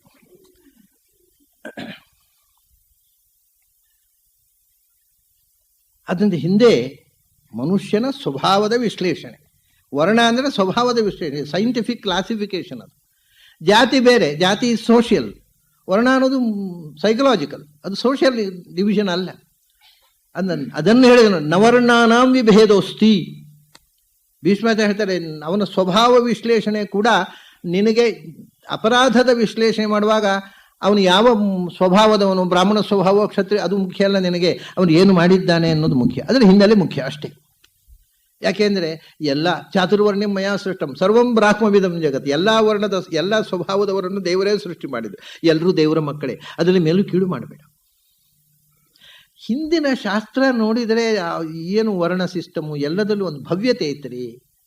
ಅದು ಹುಚ್ಚು ಇರಲಿಲ್ಲ, ಅರ್ಥಪೂರ್ಣವಾಗಿತ್ತು. ಇವಾಗ ನಾವು ಅರ್ಥ ಮಾಡಿಕೊಳ್ಳೋದೇ ಅದನ್ನು ಬೈಯೋದು, ಹೊಗಳೋದು, ಎರಡಕ್ಕೂ ಅರ್ಥ ಇಲ್ಲ. ಹೊಗಳೋರಿಗೂ ಗೊತ್ತಿಲ್ಲ, ಜಾತಿ ವರ್ಣ ಬೇರೆ ಬೇರೆ ಅನ್ನೋದು ಬಹಳ ಜನ ಸಂಸ್ಕೃತ ವಿದ್ವಾಂಸರಿಗೆ ಗೊತ್ತಿಲ್ಲ, ಬೈಯೋರಿಗಂತೂ ಏನೂ ಗೊತ್ತಿಲ್ಲ. ಇದಕ್ಕೆ ಮೂಲ ಕಾರಣ ನಾವು ಇಂಗ್ಲೀಷಿಗೆ ಶರಣಾದದ್ದು. ಯಾಕೆಂದರೆ ಇಂಗ್ಲೀಷ್ನಲ್ಲಿ ವರ್ಣ ಅಂದ್ರೆ ಕ್ಯಾಸ್ಟು ಅಂದ್ರೆ ವರ್ಣ ಅಂದ್ರೂ ಕ್ಯಾಸ್ಟು, ಜಾತಿ ಅಂದ್ರೂ ಕ್ಯಾಸ್ಟು, ಬೇರೆ ಶಬ್ದ ಇಲ್ಲ. ಆದ್ರಿಂದ ವರ್ಣ ಮತ್ತು ಜಾತಿಯ ಅರ್ಥಭೇದವೇ ತರ್ಪತಿ, ಎರಡು ಕ್ಯಾಸ್ಟ್ ಸಿಸ್ಟಮ್. ಅದರಿಂದ ಇವತ್ತು ಇಂಗ್ಲಿಷ್ನಿಂದಾಗಿ ಈ ದುರಂತ ಬಂದದ್ದು. ನಮ್ಮ ಹುಡುಗರಿಗೆ ಸಂಸ್ಕೃತದ ಗ್ರಂಥಗಳು ಇಂಗ್ಲಿಷ್ ಪುಸ್ತಕದ ಮೂಲಕ ಅರ್ಥ ಆಗ್ಬೇಕು ನೋಡಿ, ಸಂಸ್ಥೆಯಲ್ಲಿ ಓದಲಿಕ್ಕೆ ಬರೋಲ್ಲ. ಅದು ಪ್ರಪಂಚದಲ್ಲಿ ಇನ್ನೆಲ್ಲಿಯೂ ಇಲ್ಲ. ಇದು ಪ್ರತಿಯೊಂದು ದೇಶದಲ್ಲಿಯೂ ಆಯಾ ದೇಶದ ಧರ್ಮ ಗ್ರಂಥಗಳು ಆಯಾ ಇಂಗ್ಲೀಷ್, ಬೈಬಲ್ನು ಇಂಗ್ಲೀಷ್ನಲ್ಲಿದೆ, ಕ್ರೈಸ್ತರಿಗೆ ಇಂಗ್ಲೀಷ್ ಬರುತ್ತೆ, ಅರೇಬಿಕ್ಕು ಅವರಿಗೆ ಅರೇಬ್ ಬರುತ್ತೆ, ಕುರಾನ್ ಅರೇಬಿಕ್ನಲ್ಲಿದೆ. ನಮ್ಮದು ಮಾತ್ರ ನಮಗೆ ಯಾರಿಗೂ ಅರ್ಥವಾಗದ ಭಾಷೆಯಲ್ಲಿ ಇದೆ ಶಾಸ್ತ್ರ. ಅಂದರೆ ನಾವು ಮಾಡಿಕೊಂಡದ್ದು, ಅರ್ಥವಾದ ಭಾಷೆಯಲ್ಲಿ ಬರೆದದ್ದಲ್ಲ. ನಾವು ಇಂಗ್ಲೀಷ್ ಕಲಿತ್ರೆ ಸಾಕು. ವಿದೇಶಿಯರ ಹಾಗೆ ಸ್ಪೂನ್ನಲ್ಲಿ ಟೇಬಲ್ನಲ್ಲಿ ಸ್ಪೂನ್ನಲ್ಲಿ ಊಟ ಮಾಡಲಿಕ್ಕೆ ಪ್ಯಾಂಟ್ ಹಾಕ್ಕೊಂಡು ಶೂಸ್ ಹಾಕ್ಕೊಂಡೇ ಊಟ ಮಾಡ್ಲಿಕ್ಕೆ ಕಲಿತ್ರೆ ಸಾಕು. ಇದೆಲ್ಲ ಯಾಕೆ ಕಲಿಬೇಕು ಅಂತ ಮರೆತು ಬಿಟ್ಟೆವು ನಾವು. ಪಾಶ್ಚಾತ್ಯರನ್ನು ಅನುಕರಣೆ ಮಾಡುವುದೇ ನಾಗರಿಕತೆ ಅನ್ನೋ ಭ್ರಮೆಗೆ ಒಳಗಾದೆವು. ನಮ್ಮ ಸಂಸ್ಕೃತಿಯನ್ನು ಮರೆತೆವು, ನಮ್ಮ ಭಾಷೆಯನ್ನು ಮರೆತೆವು. ಅದರಿಂದ ಈಗ ಸಂಸ್ಥೆಯಲ್ಲಿ ಇದ್ದರೆ ಅದು ಏನುಂಟು ಅಂತ ಇಂಗ್ಲೀಷ್ ಅನುವಾದ ಮಾಡಿದರೆ ಓದೋದಷ್ಟು. ಇಂಗ್ಲೀಷಲ್ಲಿ ಅನುವಾದ ಮಾಡೋದು ಇದೇ ದುರಂತ. ಕೆಟ್ಟ ಅನುವಾದಗಳು ಮಾತ್ರ ಮಾಡಲಿಕ್ಕೆ ಸಾಧ್ಯ, ಸಂಸ್ಕೃತವನ್ನು ಚೆನ್ನಾಗಿ ಇಂಗ್ಲೀಷಲ್ಲಿ ಅನುವಾದ ಮಾಡಲಿಕ್ಕೆ ಬರೋಲ್ಲ. ಅದು ಎಲ್ಲವೂ ಡಿಸ್ಟಾರ್ಟ್ ಆಗುತ್ತೆ. ನಮ್ಮ ಇಡೀ ಧರ್ಮದ ಕಾನ್ಸೆಪ್ಟ್ ಡಿಸ್ಟಾರ್ಟ್ ಆಗ್ತಾ ಹೋಗುತ್ತೆ. ನಾವು ಇದು ದೇವರನ್ನು ಪ್ರಾರ್ಥನೆ ಮಾಡೋದು ಕೂಡ ನಮಗೆ ಅರ್ಥವಾಗದೇ ಇದ್ದ ಭಾಷೆಯಲ್ಲಿ ಜಗತ್ತಿನಲ್ಲಿ ಎಲ್ಲೇ ಆದರೂ ಉಂಟ. ನಮಗೇನು ಅಂದರೆ ನಮಗೆ ಅರ್ಥ ಆಗಿದ್ರು ತೊಂದರೆ ಇಲ್ಲ, ದೇವರಿಗೆ ಅರ್ಥ ಆದರೆ ಸಾಕು. ದೇವರನ್ನು ಪ್ರಾರ್ಥನೆ ಮಾಡ್ತೀವಿ, ಏನು ಪ್ರಾರ್ಥನೆ ಮಾಡಿದ್ರೆ ನಮಗೆ ಗೊತ್ತಿಲ್ಲ. ಮಂತ್ರ ಹೇಳ್ತಾರೆ ಪುರೋಹಿತರು, ಅವರಿಗೂ ಅರ್ಥ ಗೊತ್ತಿಲ್ಲ, ನಮಗೂ ಅರ್ಥ ಗೊತ್ತಿಲ್ಲ. ಹೇಳಿದನಕಾದ್ರೆ ಧರ್ಮೇ ಜಾತಿ ಮಾಂಗಲ್ಯ ತಂತುನಾನೇನ, ಪುರೋಹಿತರು ನೀವೇ ಕಟ್ಟಿಬಿಡಿ, ಯಾಕಂದ್ರೆ ಏನಂತ ಗೊತ್ತಿಲ್ಲ ನಿಮ್ಮಪ್ಪ, ಅದೆಲ್ಲ ರಗಡಾಗತ್ತೆ, ನನಗೆ ಪುರುಸೋತಿಲ್ಲ, ನೀವೇ ಕಟ್ಟಿಬಿಡಿ, ಮತ್ತೆ ಕರ್ಕೊಂಡು ಹೋಗ್ತೇನೆ ಹೆಂಡ್ತಿಯನ್ನು ಹೇಳಿದ್ರು ಹೇಳಿದೆ. ಅಷ್ಟು ನಮ್ಮ ದುರಂತ ಆಗಿದೆ. ನಮ್ಗೆ ಯಾವ ಎಚ್ಚರವೂ ಇಲ್ಲ, ಯಾವ ಪ್ರಜ್ಞೆಯೂ ಇಲ್ಲ. Everything has become mechanical. Ritual ಅಂದರೆ ಒಂದು ಮೆಕ್ಯಾನಿಕಲ್ ಪ್ರೋಸೆಸ್, ಯಾಂತ್ರಿಕವಾದ ಕ್ರಿಯೆ. ಅದಕ್ಕೆ ಇಟ್ ಹ್ಯಾಸ್ ನೋ ಮೀನಿಂಗ್. ಇಲ್ಲ, ನಾವು ದೇವರಿಗೆ ಏನು ಪ್ರಾರ್ಥನೆ ಮಾಡೋದು ಅಟ್ಲೀಸ್ಟ್ ನಾವು ತಿಳ್ಕೊಳ್ಳೋದು ಬೇಡವಾ? ದೇವರಿಗೆ ಅರ್ಥ ಆಗತ್ತೆ, ನಿನ್ಗೆ ಗೊತ್ತುಂಟಲ್ಲ ಅಂತ ನಾವು ಹೇಳೋದಾ? ಸಂಸ್ಕೃತ ಶ್ಲೋಕ ಹೇಳಿಬಿಡೋದಾ? ಅದು ಎಷ್ಟು ತಪ್ಪು ಹೇಳ್ತೇವೆ ಅಂತ ಗೊತ್ತಿಲ್ಲ ನಮಗೆ. ಯಾಕೆಂದ್ರೆ ಬಾಯ್ಬಟ ಕಲ್ತದ್ದು ತಪ್ಪೇ ಇರೋದು ಅದರಲ್ಲಿ. ಇದು ನಮ್ಮ ದೇಶದ ದುರಂತ. ಹಾಗಾಗಿ ಹಿಂದಿನವರು ಇದನ್ನೆಲ್ಲ ಜನಕ್ಕೆ ಮುಟ್ಟಿಸುವ ಕೆಲಸ ನಡೀತಾ ಇಲ್ಲ. ಪ್ರಾಚೀನರು ಎಲ್ಲೂ ಯಾರಿಗೂ ಅನ್ಯಾಯ ಮಾಡಲಿಲ್ಲ, ಯಾವ ಜಾತಿಗೂ ಡಿಸ್ಕ್ರಿಮಿನೇಟ್ ಮಾಡಲಿಲ್ಲ, ಗಂಡಿಗೆ ಹೆಣ್ಣಿಗೆ ಡಿಸ್ಕ್ರಿಮಿನೇಟ್ ಮಾಡಿಲ್ಲ, ಜಾತಿಗೆ ಮೇಲೂ ಕೀಳು ಮಾಡಲಿಲ್ಲ. ಬರೇ ಸ್ವಭಾವದ ವಿಶ್ಲೇಷಣೆ, ಇದು scientific classification of psychological classification of human race. ಅದು ಎಲ್ಲ ಮತ್ತೆ ಕೆಲವರು ಹೇಳೋದುಂಟು, ಏನಪ್ಪ ಇದು ಭಾರತದಲ್ಲಿ ಮಾತ್ರ ಏನು, ನಿಮ್ಮ ದೇವರು ಸೃಷ್ಟಿ ಮಾಡುವಾಗ ಬೇರೆ ದೇಶದಲ್ಲಿ ಜನರು ಇದ್ರು ಅಂತ ಗೊತ್ತಿಲ್ವಾ ನಿಮ್ಮ ದೇವರಿಗೆ? ಎಲ್ಲಿ ಇಲ್ಲ, ಎಲ್ಲಿ ಇಲ್ಲ. ಅಮೆರಿಕದಲ್ಲಿಲ್ವಾ ಬ್ರಾಹ್ಮಣಿಕ ನೇಚರು, ಅಡ್ಮಿನಿಸ್ಟ್ರೇಟಿವ್ ನೇಚರು, ಅಥವಾ ಅಗ್ರಿಕಲ್ಚರ್ ಮಾಡೋ ಸ್ವಭಾವ? ಈ ಸ್ವಭಾವ ಎಲ್ಲ ಕಡೆ ಇದೆ. ಆ ಸ್ವಭಾವಕ್ಕೆ ಹೆಸರಿಟ್ಟವರು ಭಾರತೀಯ ವಿಜ್ಞಾನಿಗಳು. ಅವರಿಗೆ ಹೆಸರಿಡ್ಲಿಕ್ಕೂ ಗೊತ್ತಿಲ್ಲ ಅಷ್ಟೇ. ಇಷ್ಟು ಅದ್ಭುತವಾದ ಒಂದು ಇನ್ವೆನ್ಷನು, ಮನೋವೈಜ್ಞಾನಿಕವಾದ ಜೀವ ಸ್ವಭಾವದ ವಿಶ್ಲೇಷಣೆಯನ್ನ ಮಾಡಿದ್ದನ್ನ ತಿಳಿದು ಸಂತೋಷ ಪಡಬೇಕಾ, ಟೀಕೆ ಮಾಡೋದು? ಅದನ್ನ ಏನು ಅನ್ಯಾಯ ಮಾಡಿಲ್ಲ ಅವರು. ಒಂದು ವಿಶ್ಲೇಷಣೆ ಮಾಡಿ, psycho analysis of human race, ಮನುಷ್ಯನ ಮನಃಶಾಸ್ತ್ರೀಯವಾದ ವಿಶ್ಲೇಷಣೆ. ಪ್ರಪಂಚದಲ್ಲಿ ಎಲ್ಲೆಲ್ಲ ಮನುಷ್ಯರಿದ್ದಾರೋ ಅಲ್ಲೆಲ್ಲ ಚಾತುರ್ವರ್ಣ್ಯ ಇದೆ. ಹೆಸರು ಕೊಟ್ಟದ್ದು ನಮ್ಮ ವಿಜ್ಞಾನಿಗಳು, ನಮ್ಮ ಪ್ರಾಚೀನ ಋಷಿಗಳು. ಅವರಿಗೆ ಹೆಸರು ಗೊತ್ತಿಲ್ಲ ಅಷ್ಟೇ. ಬಟ್ ಅಲ್ಲಿ ಇದ್ದೇನೆ, ಪ್ರಪಂಚದಲ್ಲಿ ಮನುಷ್ಯರಿದ್ದಲ್ಲೆಲ್ಲ ಈ 4 ಸ್ವಭಾವಗಳಿದೆ. ಜ್ಞಾನ ಪ್ರಧಾನವಾದ ಸ್ವಭಾವ, ಆಡಳಿತ ಪ್ರಧಾನವಾದ್ದು, ಉತ್ಪಾದನೆ ಕೃಷಿ ಪ್ರಧಾನವಾದದ್ದು, ಮತ್ತು ಇದು ಯಾವುದಲ್ಲೂ ಇಂಡಿಪೆಂಡೆಂಟ್ ಆಗಿ ಅಲ್ಲ, ಎಲ್ಲರಿಗೂ ಸರ್ವಿಸ್ ಕೊಡುವಂಥದ್ದು. ಈ 4 ಇಲ್ಲದೆ ಸೊಸೈಟಿಯೇ ಇಲ್ಲ. ಈ ಸೊಸೈಟಿಯಲ್ಲಿ ಬೇಕಾಗಿರತಕ್ಕ 4 ಸ್ವಭಾವಗಳು, ಅದು ಎಲ್ಲರಲ್ಲೂ ಎಲ್ಲವೂ ಇರೋದಿಲ್ಲ, ಎಲ್ಲರಲ್ಲೂ ಎಲ್ಲವೂ ಇರುತ್ತೆ, ಪೂರ್ಣ ಪ್ರಮಾಣದಲ್ಲಿ ಇರೋಲ್ಲ. ಇವಾಗ ಒಬ್ಬ ಜ್ಞಾನ ಪ್ರಧಾನ, ಅವನು ಅಂದರೆ ಬರೀ ಜ್ಞಾನ ಅವನಲ್ಲಿ ಅಲ್ಲ, ಅವ್ನು ಮನೆ ಒಳ್ತಾರೆ ನೋಡ್ಕೋಬೇಕಾ? ಅಟ್ಲೀಸ್ಟ್ ಮನೆ ಅಡ್ಮಿನಿಸ್ಟ್ರೇಷನ್ ಅದು ಮಾಡಬೇಕಾ? ಅಷ್ಟಕ್ಕಾದರೂ ಕ್ಷತ್ರಿಯ ಆಗಬೇಕಾ? ತೋಟದಲ್ಲಿ 4 ಹೂವಿನ ಗಿಡವೋ ಅಥವಾ 4 ಕಾಯಿಪಲ್ಯ ಗಿಡವೋ ನಟ್ಟು ತೋಟದಲ್ಲಿ ಕೃಷಿ ಮಾಡಬಹುದಾ? ಊರಿಗೆಲ್ಲ ಮಾರ್ಕೆಟ್ ಮಾಡೋದು ಬೇಡ. ಅಂದರೆ ಪ್ರತಿಯೊಬ್ಬರಲ್ಲಿಯೂ ಪ್ರತಿಯೊಬ್ಬನೂ ಸ್ವಲ್ಪ ಬ್ರಾಹ್ಮಣ, ಸ್ವಲ್ಪ ಕ್ಷತ್ರಿಯ, ಸ್ವಲ್ಪ ವೈಶ್ಯ, ಸ್ವಲ್ಪ ಶೂದ್ರ ಆಗಿರ್ತಾನೆ. ಎಲ್ಲರೂ ಎಲ್ಲ ವರ್ಣದವರು ಆಗಿರ್ತಾರೆ. ಅದರಲ್ಲಿ ಯಾವುದರ ಪರ್ಸೆಂಟೇಜ್ ಜಾಸ್ತಿಯೋ ಅಲ್ಲಿಗೆ ಅದನ್ನು ಸೇರಿಸು. ಅಂದರೆ 35% ಹೆಚ್ಚಿದ್ರೆ ಪಾಸು, ಬ್ರಾಹ್ಮಣ ಜಾತಿಯಲ್ಲಿ ಪಾಸು. ಸೊ ಇಷ್ಟೇ, ಪ್ರತಿಯೊಬ್ಬನು ಎಲ್ಲ ವರ್ಣದವನು ಆಗಿರ್ತಾನೆ. ಕ್ಷತ್ರಿಯ ಸ್ವಭಾವ ಎಲ್ಲರಲ್ಲಿ ಇದೆ. ಹೇಳಿದ್ನಲ್ಲ, ಆಡಳಿತ ಮಾಡಬೇಕು, ಇನ್ನೊಂದು, ಅಥವಾ ರಸ್ತೆಯಲ್ಲಿ ಹೋಗುವಾಗ ಮದುವೆ ಆಗಿರುತ್ತೆ, ಬ್ರಾಹ್ಮಣ, ಅವನಿಗೊಂದು ಹೆಂಗಸು ಮದುವೆ ಆಗಿರುತ್ತೆ, ಹುಡುಗಿ ಒಟ್ಟಿಗೆ ಪೇಟೆಗೆ ಹೋಗ್ತಾ ಇರ್ತಾರೆ. ಯಾರೋ ಹೆಂಡತಿ ಕಣ್ಣು ಹೊಡೆದ್ರೆ ಅವ್ನು ಕಾಲರ್ ಹಿಡಿತಾನೆ ಇಲ್ವೋ? ಅದು ಕ್ಷತ್ರಿಯ ಸ್ವಭಾವ. ಅಯ್ಯೋ ಬ್ರಾಹ್ಮಣರು ಕಾಲರ್ ಹಿಡಿಬಾರ್ದು ನೋಡಪ್ಪ ಅಂತ ಹೇಳ್ಬೇಕಾ? ಅಲ್ಲ, ವಿಷಯ ಏನಂದ್ರೆ ಪ್ರತಿಯೊಬ್ಬನೂ ಕೂಡ ಅಗತ್ಯ ಬಿದ್ದಾಗ ಪ್ರತಿಯೊಬ್ಬನೂ ಬ್ರಾಹ್ಮಣನೂ ಕ್ಷತ್ರಿಯನಾಗಬೇಕು, ವೈಶ್ಯನಾಗಬೇಕು, ಶೂದ್ರನಾಗಬೇಕು. ಕ್ಷತ್ರಿಯನು ಅಗತ್ಯ. ಕ್ಷತ್ರಿಯ ಅಂದ್ರೆ ಜ್ಞಾನ, ಕ್ಷತ್ರಿಯರಿಗೆ ತಲೆ ಇರಬಾರ್ದ? ಜ್ಞಾನ ಇದೆ, ಕ್ಷತ್ರಿಯರಿಗೂ ಜ್ಞಾನ ಇದೆ. ಆದರೆ ಅವರ ಪ್ರೊಫೆಷನಲ್ ಇಂಪಾರ್ಟೆನ್ಸ್ ಅಡ್ಮಿನಿಸ್ಟ್ರೇಷನ್ಗೆ ಜ್ಞಾನಕ್ಕಲ್ಲ, ಪೌರುಷಕ್ಕೆ. ಹಾಗೆ ಒಂದು ಇದು ಸಮಾಜದ ಸ್ವಾಸ್ಥ್ಯಕ್ಕೋಸ್ಕರ ಮಾಡಿರ್ತಕ್ಕಂಥ ಒಂದು ಸಾಮಾಜಿಕ ಅಲ್ಲದ ಅಂದರೆ ಮನೋವೈಜ್ಞಾನಿಕ ವಿಶ್ಲೇಷಣೆ. ಹಾಗಾಗಿ ಇಲ್ಲಿ ಗುಹನಿಗೆ ಆತ್ಮೀಯನಾಗಿರತಕ್ಕಂಥ ರಾಮ, ಈ ಋಷಿ ವೈಶ್ಯ ತಂದೆ ಶೂದ್ರ ಸ್ತ್ರೀ ಅವರ ದಾಂಪತ್ಯ ಫಲ ಹುಟ್ಟಿದ ಋಷಿಯ ಶಾಪ ದಶರಥನಿಗೆ. ಈ ಶಾಪದ ಫಲವಾಗಿ ದಶರಥನಿಗೆ ಶಾಪ ಬಂದರೂ ಖುಷಿಗೆ ಏನು ಗೊತ್ತುಂಟ, ಮಗನಿಂದ ಸಾವು ಬರ್ಬೇಕಂದ್ರೆ ಮಗ ಹುಟ್ಟಬೇಕಲ್ಲೋ, ಅದು ಮಕ್ಕಳಾಗತ್ತೆ, ಅದು ಗ್ಯಾರಂಟಿ ಆಯಿತು. ಅವ್ರ ಮಕ್ಕಳು ಇಲ್ಲದೆ ಇದ್ದಾಗ ಒಂದು ಆಸೆ ಏನು ಗೊತ್ತುಂಟ, ನನಗೆ ಮಗನಿಂದ ಸಾವು ಬರ್ಬೇಕು ಒಂದು ಶಾಪ ಇದೆ, ಅದನ್ನ ಮಗ ಅಂತೂ ಗ್ಯಾರಂಟಿ ಆಗ್ತಾನೆ. ಸಾಯೋ ಮುಂಚೆ ಮಗ ಹುಡ್ತಾರೆ ಅನ್ನೋದು ಗ್ಯಾರಂಟಿ ಆಯ್ತಾ? ಈ ದುಃಖದಲ್ಲಿ ಒಂದು ಆನಂದ ಅವನಿಗೆ. ಇದೆಲ್ಲ ವಿಚಿತ್ರಗಳು. ಹೀಗೆ ಸಂತೋಷ ಪಡ್ತಾ ಅವನು ಹೇಳ್ತಾನೆ, ಕೊನೆಗೆ ಹೇಳ್ತಾನೆ, ನನಗೆ ಹೀಗೆ ಶಾಪ ಇದೆ ಕೌಸಲ್ಯ, ನನ್ನ ಮಗನನ್ನು ಪಡೆದೆ, ಇವತ್ತು ಮಗನನ್ನು ಕಳ್ಕೊಂಡೆ, ಮಗನನ್ನು ಕಳ್ಕೊಂಡು ನಾನು ಇವತ್ತು ಸಾವಿನ ಅಂಚಿನಲ್ಲಿದ್ದೇನೆ, ನಾನು ಸಾಯಬೇಕು, ನನಗೆ ಇನ್ನು ಬದುಕಲಿಕ್ಕಿಲ್ಲ, ನಾನು ಮಗನನ್ನು ಕಳ್ಕೊಂಡು ಬದುಕೋಲ್ಲ ಅಂತ. ರಾತ್ರಿ ವಿಚಿತ್ರ, ಮಹಾರಾಜ ಕೌಸಲ್ಯ ಮತ್ತು ಸುಮಿತ್ರೆ ಅವನ ಪಕ್ಕದಲ್ಲಿದ್ದರು, ಆ ಕೋಣೆಯಲ್ಲಿ ಇನ್ಯಾರೂ ಇಲ್ಲ, ಅಂತಃಪುರದಲ್ಲಿ. ಕೈ ಬರಲಿಲ್ಲ, ಹತ್ತಿರ ಬರಲಿಲ್ಲ, ದೂರ ಇದ್ಲು ಅವಳು ಕೋಣೆಯಲ್ಲೇ ಇದ್ಲು. ಮತ್ತು ಇವನು ಹತ್ತಿರ ಬರಗೊಡಲಿಲ್ಲ, ಅವಳು ನನ್ನ ಕೋಣೆ ಬರ್ತಕ್ಕದ್ದಲ್ಲ ಅಂತ ಮಾಡ್ಬಿಟ್ಟು. ಕೌಸಲ್ಯ ಸುಮಿತ್ರೆ ಒಟ್ಟಿಗಿದ್ದಾರೆ. ರಾತ್ರಿ ನಿದ್ರೆ ಬಂದುಬಿಟ್ಟಿದೆ ಪಾಪ ಅವರಿಗೆ, ಆಯಾಸ ಆಗಿ. ಕೌಸಲ್ಯಗೆ ಸುಮಿತ್ರೆ ಕೂಡ ನಿದ್ರೆ ಬಂದುಬಿಟ್ಟಿದೆ. ಅವನು ಮಧ್ಯರಾತ್ರಿ ಹಾರಾಮ ಹಾರಾಮ ಅಂತ ಪ್ರಾಣ ಬಿಟ್ಟುಬಿಟ್ಟಿದ್ದಾನೆ. ಅವನು ಪ್ರಾಣ ಹೋಗ ಯಾರಿಗೂ ಗೊತ್ತಿಲ್ಲ. ಬೆಳಗಿನ ಜಾವ ಸುಪ್ರಭಾತ ಹಾಡಿ ವಂದಿ ಮಾಗಧರು, ಬೆಳಗಾಯಿತು ಮಹಾರಾಜ, ಎದ್ದೇಳು ಮಹಾರಾಜ. ಯಾರು ಹೇಳಬೇಕು? ಎದ್ದು ನೋಡ್ತಾರೆ ಕೌಸಲ್ಯ ಸುಮಿತ್ರೆ, ಮಹಾರಾಜ ಶವವಾಗಿ ಬಿದ್ದಿದ್ದಾನೆ. ಆಮೇಲೆ ಇನ್ನೇನು ಮಾಡಬೇಕು? ತಕ್ಷಣ ಹೋಯಿತು, ಭರತನಿಗೆ ಸುದ್ದಿ ಹೋಯಿತು. ಈ ಕಥೆಗಳನ್ನೆಲ್ಲ ನಾನು ಹೇಳೋದಿಲ್ಲ, ಅದರ ಲಿಂಕಿಗೋಸ್ಕರ ಅಷ್ಟೇ ಹೇಳ್ತೇನೆ. ಭರತ ಶತ್ರುಘ್ನನ್ನ ಕರ್ಕೊಂಡು ಬರಬೇಕು, ಉತ್ತರಾಧಿಕಾರ, ಇವರಿಗೆ ಸಂಸ್ಕಾರ ಆಗಬೇಕು. ರಾಮಚಂದ್ರ ಬರೋಲ್ಲ ಕಾಡಿನಿಂದ ನಾಡಿಗೆ, ಅಂದ ಭರತ ಶತ್ರುಘ್ನರಿಂದ ಇವನಿಗೆ ಅಂತ್ಯ ಸಂಸ್ಕಾರ ಆಗಬೇಕು. ಆಮೇಲೆ ರಾಜ್ಯಭಾರ ಭರತನ ಕೈಗೊಪ್ಪಿಸಬೇಕು. ತಕ್ಷಣ ವಸಿಷ್ಠರು ಹೇಳ್ತಾರೆ, ಏನು ನಡೆಯಿತು ಅಂತ ಹೇಳಬೇಡ,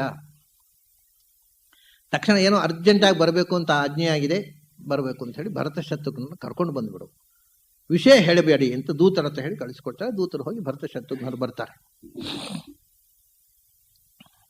ಭರತ ಶತ್ರುಘ್ನರು ಬಂದರೆ ಭರತನಿಗೆ ಗೊತ್ತಿಲ್ಲ, ತಂದೆ ಸತ್ತ ವಿಷಯ ಗೊತ್ತಿಲ್ಲ.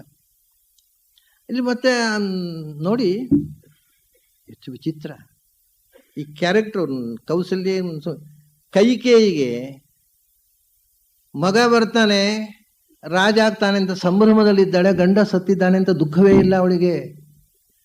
ಬಹಳ ಖುಷಿಯಲ್ಲಿ, ಬಹಳ ಸಂಭ್ರಮದಲ್ಲಿ ಕೂತಿದ್ದಾಳೆ. ಇವನಿಗೆ ತಾಯಿಯ ಸಂಭ್ರಮ, ಐಷಾರಾಮ ನೋಡಿ ತಂದೆ ಸತ್ತ ಕಲ್ಪನೆಯೇ ಬರಲಿಲ್ಲ ಅವನಿಗೆ. ತಾಯಿ ಹತ್ರ ಹೋಗಿ ಕೇಳ್ತಾನೆ, ಅಮ್ಮ ಅಪ್ಪ ಎಲ್ಲಿ? ಅಪ್ಪ ಯಾಕೆ ಕಾಣಿಸ್ತಾ ಇಲ್ಲ? ಅಪ್ಪ ಎಲ್ಲಿ ಅಂತ. ಅವಳು ಉತ್ತರ ಕೊಡ್ತಾಳೆ, ಯಾ ಗತಿ ಸರ್ವಭೂತಾನಾಂ ತಾಮ್ ಗತಿಂ ತೇ ಪಿತಾಗತಃ ಅಂತ. ಎಲ್ಲರೂ ಒಂದ್ ದಿವಸ ಎಲ್ಲಿ ಹೋಗ್ಬೇಕು ಅಲ್ಲಿ ಹೋದ ಅಂತ. ಎಷ್ಟು ಆರಾಮ ಹೇಳ್ಬಿಡ್ತಾಳೆ. ಎಲ್ಲರೂ ಒಂದ್ ದಿವಸ ಎಲ್ಲಿ ಹೋಗ್ಬೇಕು ಅಲ್ಲಿ ಹೋದಪ್ಪ ನಿನ್ನಪ್ಪ.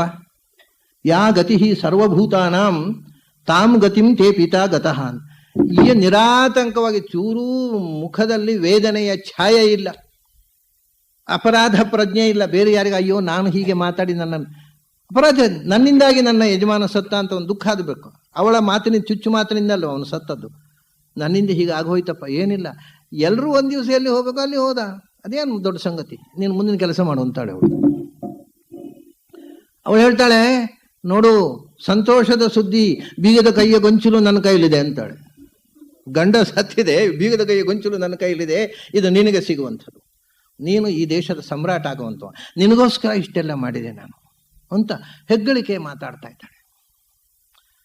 ಹೇಸಿಗೆ ಆಗಿಬಿಡುತ್ತೆ ಭರತನಿಗೆ, ಹೇಸಿಗೆ ಆಗಿಬಿಡುತ್ತೆ. ನೀವು ಭರತನ ಕ್ಯಾರೆಕ್ಟರ್ ಈಗ ನಾವು ಫಸ್ಟ್ ಟೈಮ್ ನೋಡ್ತಾ ಇದ್ವಿ. ಈಗ ಅವನು ತಕ್ಷಣ ಅವನಿಗೆ ಹೇಸಿಗೆ ಹೇಳ್ತಾನೆ, ಕೈಕೇಯಿ ನರಕಂಗಚ್ಛ ಮಾಸ್ಮ ಭರ್ತು ಸಲೋಗತಾಂ.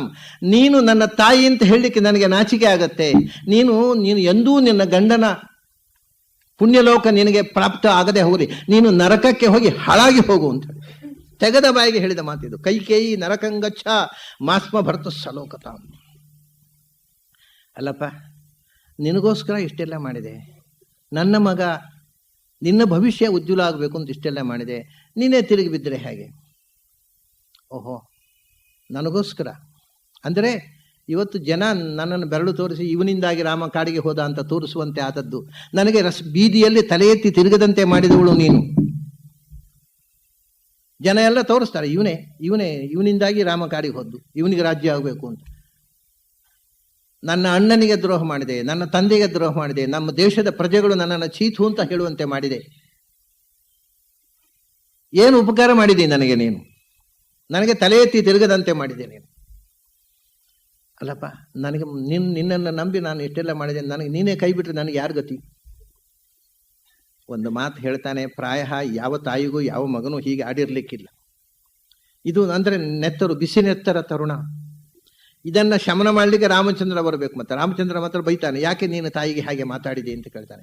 ಇವನು ಹೇಳ್ತಾನೆ, ಸಾತ್ವಂ ಅಗ್ನಿಂ ಪ್ರವಿಶವ ಸ್ವಯಂ ವಾ ವಿಷ ದಂಡಕಾಂ ಕಂಠೆ ಬಧಾನವ ರಜ್ಜುಂ ನಹ್ಯನ್ಯತ್ತೆ ಪರಾಯಣಂ.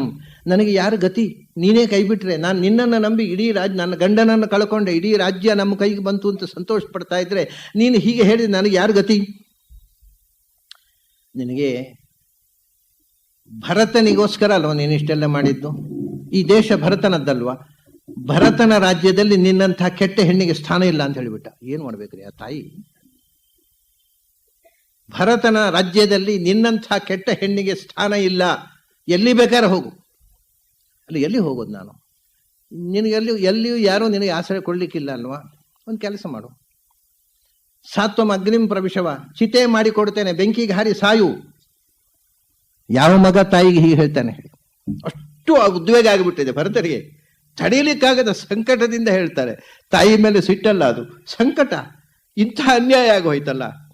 ಸಾತ್ವಂ ಅಗ್ನಿಂ ಪ್ರವಿಶವ, ಬೆಂಕಿಗೆ ಹಾರತೀಯ, ಚಿತೆ ಮಾಡಿ ಕೊಡ್ತೇನೆ, ಹಾರು ಸಾಯು.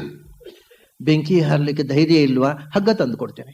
ಕಂಠೆ ಬಧಾನವ ರಜ್ಜುಂ, ಕುತ್ತಿಗೆ ಹಗ್ಗ ಹಾಕೊಂಡು ಸಾಯು, ನೀನು ಬದುಕುವುದು ಬೇಡ. ಅಲ್ಲಪ್ಪ, ನನಗೆ ಸಾಯಲಿಕ್ಕೆ ಇಷ್ಟ ಇಲ್ಲ, ಬದುಕಬೇಕು ಅಂತ ಉಂಟು. ಹೌದಾ? ನಿನ್ನನ್ನು ಒಬ್ಬನೇ ಒಬ್ಬ ಕ್ಷಮಿಸಿ ರಕ್ಷಿಸಿಯಾನು. ಅಲ್ಲಿ ಹೋಗು. ಎಲ್ಲಿ? ಸ್ವಯಂ ವಾವಿಷ ದಂಡಕಾಂ. ನನ್ನ ರಾಜ್ಯ ಅಲ್ಲ, ನೀನು ಈಗ ಹೋದ್ರೆ ರಾಮನ ಹತ್ರ ಹೋಗು. ರಾಮನ ನಿನ್ನ ತಾಯಿ ಅಂತ ಪ್ರೀತಿಯಿಂದ ಸಾಕ್ತಾನೆ. ನನ್ನನ್ನು ನಿನಗೆ ಒಬ್ಬನೇ ಒಬ್ಬ ರಕ್ಷೆ ಕೊಡೋನಿರೋದು ರಾಮಚಂದ್ರ. ಹೋಗು ದಂಡಕೆಗೆ, ರಾಮನ ಜೊತೆಗೆ ಕಾಡಿನಲ್ಲಿರು, ನನ್ನ ರಾಜ್ಯದಲ್ಲಿ ಇರಬೇಡ.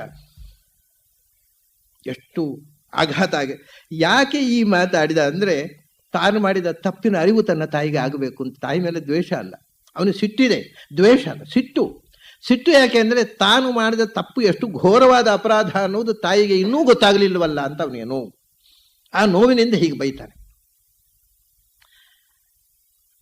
ಸ್ವಯಂವಾ ವಿಷ ದಂಡಕಾಂ, ನಿನಗೆ ಬದುಕಬೇಕು ಅಂತಿದ್ರೆ ಒಂದೇ ಒಂದು ಆಶ್ರಯ ಅಂದರೆ ರಾಮಚಂದ್ರ. ಅವನು ಮಾತ್ರ ನಿನ್ನನ್ನು ತಾಯಿ ಅನ್ನೋ ಗೌರವದಿಂದ ಎಲ್ಲವನ್ನ ಮರೆತು ರಕ್ಷಿಸಬಲ್ಲ.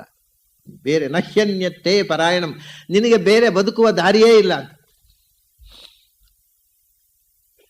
ಇದರಿಂದ ಪರಿವರ್ತನೆ ಆಯ್ತು. ಇದು ಒಳ್ಳೆಯದು. ಇಷ್ಟು ಉಗ್ರವಾದ ಮಾತು ಮಗನ ಬಾಯಿಂದ ಬಂದ ಮೇಲೆ ಆ ತಾಯಿ ಬದಲಾದಳು. ಮಂಥರೆ ತಲೆ ತಿರುಗಿಸಿದ್ದು ಮತ್ತೆ ನಾರ್ಮಲ್ಲಿಗೆ ಬಂದವಳು. ಈಗ ತಪ್ಪಾಯಿತು. ನಾನು ನಿನಗೆ ರಾಜ್ಯ ಸಿಕ್ಕಿದರೆ ನೀನು ಸಂತೋಷ ಪಡ್ತೀಯಾ ಅಂತ ತಿಳ್ಕೊಂಡು ನಾನು ಮಾಡಿದೆ, ತಪ್ಪು ಮಾಡಿಬಿಟ್ಟೆ. ಇಲ್ಲ, ರಾಮನನ್ನು ನೀನು ಕರ್ಕೊಂಡು ಬರ್ತಿದ್ರೆ ನಾನು ನಿನ್ನ ಜೊತೆಗೆ ಬರ್ತೇನೆ ಅಂತ ಹೊರಟುಬಿಟ್ರು. ನೀನು ರಾಮನನ್ನ ಕಾಡಿನಿಂದ ಕರ್ಕೊಂಡು ಬಾ, ರಾಮನ ಕಾಡಿಗೆ ಹೋಗ್ಬೇಕು ಅಂತ ಹೇಳಿದವಳು ನಾನಲ್ವಾ, ನಾನೇ ಆ ಮಾತನ್ನು ಹಿಂತೆಗೆದುಕೊಳ್ತೇನೆ. ಹೋಗೋಣ, ರಾಮಚಂದ್ರನ ಕರ್ಕೊಂಡು ಬರೋಣ, ನಾನೂ ಬರ್ತೀನಿ ಅಂತ ಅನ್ನೋ ರೀತಿಯಲ್ಲಿ ಅವಳು ಪಶ್ಚಾತ್ತಾಪದಿಂದ ಪರಿವರ್ತನೆ ಆಗಿಬಿಡ್ತಾಳೆ. ಇಲ್ಲಿ ಹೊರಗಿಂದ ಹೋಗುವಾಗ ಎಲ್ಲ ಮಹಾರಾಜ ಅಂತ ಶುರು ಮಾಡ್ತಾರೆ. ಭರತನಿಗೆ ಸಿಟ್ಟು. ಅವನಿಗೆ ಮಹಾರಾಜ ಅಂತ ಕರೆದರೆ ಜಾಗ್ರತೆ, ನನ್ನನ್ನು. ನಾನು ಮಹಾರಾಜ ಅಲ್ಲ, ನಾನು ಭರತ, ಈ ದೇಶದ ಮಹಾರಾಜ ರಾಮಚಂದ್ರ. ಯಾರು ನನ್ನನ್ನು ಮಹಾರಾಜ ಅಂತ ಕರೀತಕ್ಕದ್ದಲ್ಲ. ಅವನು ಹೇಳ್ತಾನೆ, ಜಾತಃ ದಶರಥಾತ್, ನಾನು ದಶರಥನ ಮಗನಾಗಿ ಕಥಂ ರಾಜ್ಯಾಪಹಾರಕಃ. ಜಾತೋ ದಶರಥಾತ್, ನಾನು ದಶರಥನ ಮಗನಾಗಿ ನಾನು ಇನ್ನೊಬ್ಬರ ಅಧಿಕಾರವನ್ನ ಕಸಿದುಕೊಂಡು ಸ್ವಾರ್ಥಕ್ಕೋಸ್ಕರ ನಾನು ರಾಜ್ಯಭಾರ ಮಾಡ್ತೇನೆ. ಅಪ್ಪನ ಮಗ ಅಂತಹ ಕೆಲಸ ಮಾಡೋಲ್ಲ. ನಾನು ದಶರಥನ ಮಗ, ನಾನು ರಾಮನಿಗೆ ರಾಜ್ಯ ಕೊಡುವವನು ಹೊರತು ನಾನು ರಾಜ್ಯಭಾರ ಮಾಡುವವನಲ್ಲ. ನಾನು ರಾಮಚಂದ್ರನನ್ನು ಕರ್ಕೊಂಡು ಬರ್ತೇನೆ, ರಾಮಚಂದ್ರನ ಕರ್ಕೊಂಡು ಬಂದು ಸಿಂಹಾಸನ ಕೂಡಿಸ್ತೇನೆ, ನಾನು ಎಂದೂ ಸಿಂಹಾಸನ ಕೂಡೋಲ್ಲ ಅಂತ. ಸರಿ ಆಯ್ತಲ್ಲ. ತುಂಬಾ ತುಂಬಾ ಈ ಘಟನೆಗಳಲ್ಲಿ ಅನೇಕ ವಿಷಯಗಳಿದೆ. ನಾನು ಕೇವಲ ವ್ಯಕ್ತಿತ್ವದ ಕೆಲವು ಉದ್ಗಾರಗಳಿಗೋಸ್ಕರ ಕೌಸಲ್ಯ ನಮಸ್ಕಾರ ಮಾಡ್ಲಿಕ್ಕೆ ಹೋಗ್ತಾನೆ. ಅದು ಭರತ, ಆಯ್ತಲ್ಲಪ್ಪ ನಿನ್ನ ಆಸೆ ಈಡೇರಿತಲ್ಲ, ದೇವ್ರು ಒಳ್ಳೇದು ಮಾಡ್ಲಿ ಅಂತಂದು ಬಿಡ್ತಾಳೆ ಅವಳು. ನೋಡಿ, ಭರತನ ಮೇಲೆ ತಪ್ಪು ತಿಳ್ಕೊಂಡು ಕೌಸಲ್ಯ ಹೇಳ್ತಾಳೆ, ಆಯ್ತು ನಿನ್ನ ಆಸೆ ಈಡೇರಿತಲ್ವಾ, ಇನ್ನಾದ್ರೂ ರಾಜ್ಯಭಾರ ಮಾಡಿಕೊಂಡು ಸುಖವಾಗಿರು. ತಾಯಿ, ನನ್ನನ್ನು ಮತ್ತೆ ಚುಚ್ಚಬೇಡ, ನಾನು ಸಿಂಹಾಸನ ಏರ್ಲಿಕ್ಕೆ ಬಂದವನಲ್ಲ, ರಾಮನನ್ನು ಕರ್ಕೊಂಡು ಬಂದು ನಿಮ್ಮ ಪಾದದ ಬುಡದಲ್ಲಿ ರಾಮನನ್ನು ನಿಲ್ಲಿಸ್ತೀನಿ, ಅದಕ್ಕೋಸ್ಕರ ಬಂದ.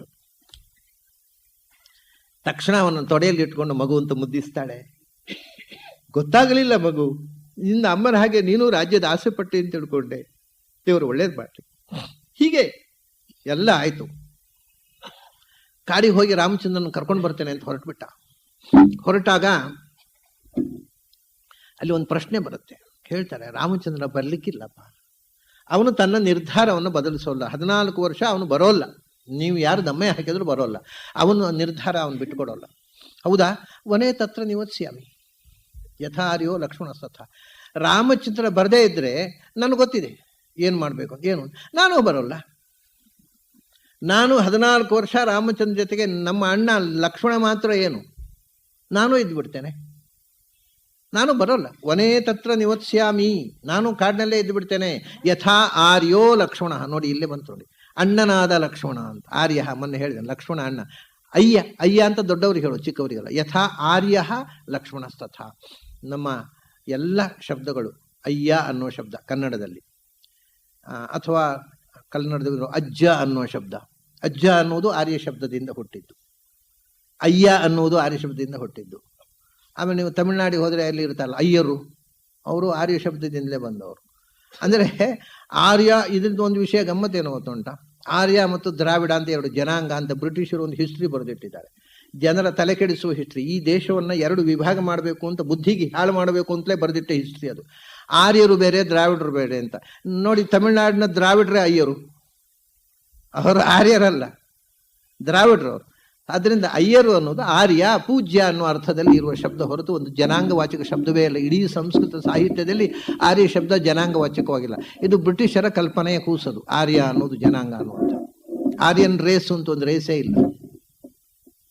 ಅಯ್ಯ ಮನೆಯಲ್ಲಿ, ಈಗ ನೋಡಿ ನಾಟಕದಲ್ಲಿ ಬರುತ್ತೆ, ನಾಟಕದಲ್ಲಿ ರಾಣಿ ರಾಜನ ಆರ್ಯಪುತ್ರ ಅಂತ ಕರೆಯುವುದು, ಅಯ್ಯನ ಮಗ ಅಂತ. ಅಂದ್ರೆ ಮಾವನನ್ನು ಅಯ್ಯ ಅಂತಾರೆ. ಅವನು ಆರ್ಯ, ಗಂಡ ಆರ್ಯ ಅಲ್ಲ, ದ್ರಾವಿಡ ಅಲ್ವಾ, ಹಾಗರ್ಥ ಅಲ್ವಾ. ಹುಚ್ಚು ತರದ ಪರಾಕಾಷ್ಠೆ ಈ ಆರ್ಯನ್ ರೇಸಿನ ಕನ್ಸೆಪ್ಟೇ ನಮ್ಮಲ್ಲಿ. ಆದರೆ ಏನು ಅಂದರೆ, ನೀವು ಇತಿಹಾಸವನ್ನು ಓದಿ ನೀವು MA ಮಾಡಬೇಕಾಗಿದೆ, ಹಿಸ್ಟ್ರಿ ಇನ್ MA, ಈ ತಪ್ಪನ್ನೇ ಬರೀಬೇಕು. ನೀವೆಲ್ಲ ಆರ್ಯರು ಅಂತ ಒಂದು ಜನಾಂಗ ಇರಲಿಲ್ಲ ಅಂತ ಬರೆದು ನಿಮ್ಮನ್ನು MA ಫೇಲ್ ಮಾಡ್ತಾರೆ. ಅದರಿಂದ ತಪ್ಪು ಹಿಸ್ಟ್ರಿ ಕಲಿತರೆ ಮಾತ್ರ ಈ ದೇಶದಲ್ಲಿ ಪಾಸ್ ಆಗಬಹುದು. ನನ್ನ ಮಗಳು ಶಾಲೆಯಲ್ಲಿ ಓದ್ತಾ ಇದ್ಲು ಹಿಂದೆ. ಅವನು ಶಾಲೆಯಲ್ಲಿ ಬೋರ್ಡ್ನಲ್ಲಿ ಬರೆದಿದ್ದಾರೆ, ಅದನ್ನು ಬರ್ಕೊಂಡು ಬಂದಿದ್ದಾಳೆ. ಮನೆಯಲ್ಲಿ ಓದ್ತಾಳೆ. ಏನು,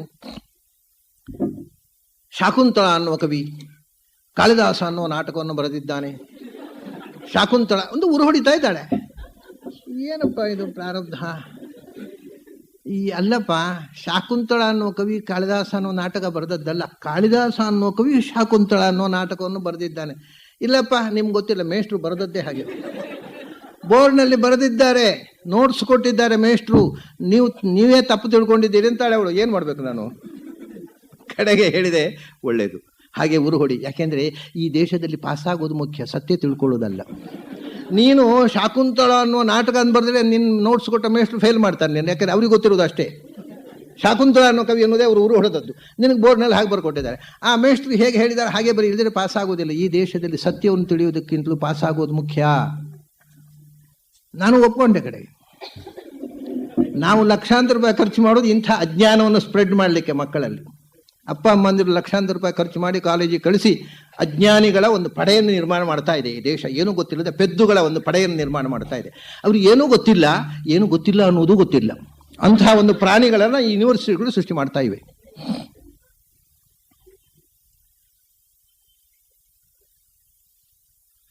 ಹಾಗಾಗಿ ಭರತ ಹೇಳ್ತಾನೆ, ಆರ್ಯ, ನನ್ನ ಅಣ್ಣ ಲಕ್ಷ್ಮಣ ಅಲ್ಲಿ ಇದ್ದ ಹಾಗೆ ನಾನು ಅಲ್ಲೇ ಇದ್ದು ಬಿಡ್ತೇನೆ, ನಾನು ವಾಪಸ್ ಬರೋದಿಲ್ಲ.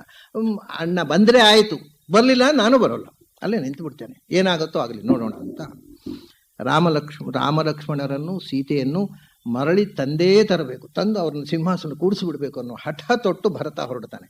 ಅಂದರೆ ಇನ್ನು ಭರತನ ಕ್ಯಾರೆಕ್ಟರ್ ನೋಡಿ, ಏನು ಆ ಅಣ್ಣ ತಮ್ಮಂದಿರ ಒಂದು ಪ್ರೀತಿ ಏನು, ತ್ಯಾಗ ಏನು, ಒಬ್ಬರಿಗೋಸ್ಕರ ಒಬ್ಬರು, ಅಣ್ಣನಿಗೋಸ್ಕರ ತಮ್ಮ ಬಿಟ್ಟು ಕೊಡ್ತೇನೆ ಅನ್ನೋದು, ತಮ್ಮನಿಗೋಸ್ಕರ ಅಣ್ಣ ರಾಜ್ಯ ಬಿಟ್ಟು ಕೊಡುವುದು, ಜಗಳವೇ ಇಲ್ಲ. ಅಣ್ಣ ಹೇಳೋದು, ತಮ್ಮ ಹೇಳೋದು ಎಲ್ಲ ಅಣ್ಣನಿಗೆ ಇರಲಿ ನನಗೇನು ಬೇಡ ಅಂತ, ಅಣ್ಣ ಹೇಳೋದು ಎಲ್ಲ ತಮ್ಮನಿಗೆ ಇರಲಿ ನನಗೇನು ಬೇಡ ಅಂತ. ಈಗ ಏನಾಗಿದೆ ಅಂದರೆ ತಮ್ಮ ಹೇಳೋದು ಅಣ್ಣನಿಗೆ ಬೇಡ ನನಗೆ ಬೇಕು ಅಂತ, ಅಣ್ಣ ಹೇಳೋದು ತಮ್ಮನಿಗೆ ಬೇಡ ನನಗೆ, ಇದು ಕಷ್ಟ ಆಗಿರೋದು. ಈ ಬೇಡ ಅಂತ ಬಿಟ್ಟಾಗ ಸಮಸ್ಯೆ ಇಲ್ಲ, ಕೊಡುವ ಅಂತ ಕಾಣುತ್ತೆ, ಬೇಕು ಅಂದಾಗ ಯಾಕೆ ಕೊಡಬೇಕು ಅಂತ ಕಾಣುತ್ತೆ. ಇಬ್ಬರು ನಮಗೇನು ಬೇಡ, ಅಣ್ಣನಿಗೆ ಹಿರಿಯ ಅವನಿಗೆ ಕೊಟ್ಟು ಬಿಡಿ ನನಗೇನು ಬೇಡ ಅಂತಾನೆ ತಮ್ಮ. ಇದೇ ಮಹಾಭಾರತ ನಾವು ನೋಡ್ತೇವೆ. ಧೃತರಾಷ್ಟ್ರ ಮತ್ತು ಪಾಂಡು. ಧೃತರಾಷ್ಟ್ರ ಕುರುಡ, ಅದರಿಂದ ಪಾಂಡು ರಾಜ ಆಗಬೇಕು ಅಂತ ಎಲ್ಲ ನಿಶ್ಚಯ ಮಾಡಿದರೆ ನನಗೇನು ಬೇಡ ಅಣ್ಣನ್ನೇ ಕುಡಿಸಿಬಿಡಿ ಇಂದ ಪಾಂಡು. ಅವನು ಕುರುಡ, ಕಣ್ಣಿದ್ದವರು ಮಾಡಬೇಕಾದ ಕೆಲಸ ಎಲ್ಲ ಅಣ್ಣನ ಪರವಾಗಿ ನಾನು ಮಾಡ್ತೇನೆ, ಅದರ ಸಿಂಹಾಸನ ಅಣ್ಣನೇ ಕೂಡಲಿ ಅಂತ ಒತ್ತಾಯ ಮಾಡಿ ಅಣ್ಣನ್ನು ಕೂಡಿಸಿದ ಪಾಂಡು. ಇದರ ಪಾಂಡು ಕೂಡಬೇಕಿತ್ತು. ಅಧಿಕೃತವಾಗಿ ಧೃತರಾಷ್ಟ್ರ ರಾಜ ಅಲ್ಲ, ಯಾಕೆಂದ್ರೆ ಕುರುಡ ಸಿಂಹಾಸನದಿಂದ ರಾಜ ಆಗುವುದು ಸಾಧ್ಯ ಇಲ್ಲ ಕಾನೂನಿನ ಪ್ರಕಾರ. ಪಾಂಡುವೇ ಅಧಿಕೃತವಾಗಿ ರಾಜ ನಿಜವಾಗಿ. ಆದರೆ ಪಾಂಡು ಅದನ್ನು ರಿಜೆಕ್ಟ್ ಮಾಡಿ ಅಣ್ಣನನ್ನು ಕೂಡಿಸಿ ತಾನು ಕೆಳಗೆ ನಿಂತು ಬಿಟ್ಟ. ಇದು ಆ ಅಣ್ಣ ತಮ್ಮಂದಿರ ಸಂಬಂಧದಲ್ಲಿ ಬೇಡ ಅನ್ನುವುದರಿಂದ ಎಲ್ಲವನ್ನು ಪಡೀಲಿಕ್ಕಾಗತ್ತೆ, ಬೇಕು ಅನ್ನುವುದರಿಂದ ಎಲ್ಲವನ್ನು ಕಳ್ಕೊಳ್ತೇವೆ ನಾವು. ಇದನ್ನ ನಮ್ಮ ಪ್ರಾಚೀನ ಗ್ರಂಥಗಳು ಬೇಕಾದಷ್ಟು ಸಾರಿ ಸಾರಿ ಹೇಳ್ತವೆ. ನೀನು if you are after money will never be after you. ನಾವು ದುಡ್ಡಿಗೆ ಬೆನ್ನು ಹಾಕಿದರೆ ನಮ್ಮ ಬೆನ್ನ ಹಿಂದೆ ದುಡ್ಡು ಬರುತ್ತೆ. ನಾವು ದುಡ್ಡಿನ ಬೆನ್ನು ಹತ್ತಿದರೆ ಅದನ್ನ ಮರೀಚಿಗೆ, ಅದನ್ನ ಹೊರೈಸನ್ ಹಾಗೆ ಹೋಗ್ತಾ ಇರ್ತದೆ. ನಾವು ಹೋಗುವುದೇ ಎಷ್ಟು ಹೋದ್ರೆ ನಮ್ಮ ಕೈಗೆಟಕೋಲ್ಲ. ಇದು ದೊಡ್ಡ ಪಾಠ ಪ್ರಾಚೀನರು ನಮಗೆ ಹೇಳಿಕೊಟ್ಟದ್ದು. ನಾವು ಅದನ್ನು ಮರೀತಾ ಇದ್ದೇವೆ. ಹಾಗಾಗಿ ಇವತ್ತು ಆರ್ಥಿಕ ಸಂಕಷ್ಟಕ್ಕೆ ನಾವು ಸಿಲುಕ್ತಾ ಇದ್ದೇವೆ. ಇವತ್ತು ಇಡೀ ಪ್ರಪಂಚವೇ ಆರ್ಥಿಕ ಸಂಕಟಕ್ಕೆ ಸಿಲುಕಿದ್ರೆ ಅದಕ್ಕೆ ಒಂದೇ ಒಂದು ಮುಖ್ಯ ಕಾರಣ, ವಿ ಆರ್ ಆಫ್ಟರ್ ಮನಿ. ದುಡ್ಡಿನ ಬೆನ್ನು ಹತ್ತಿದ್ದು ಕಾರಣ.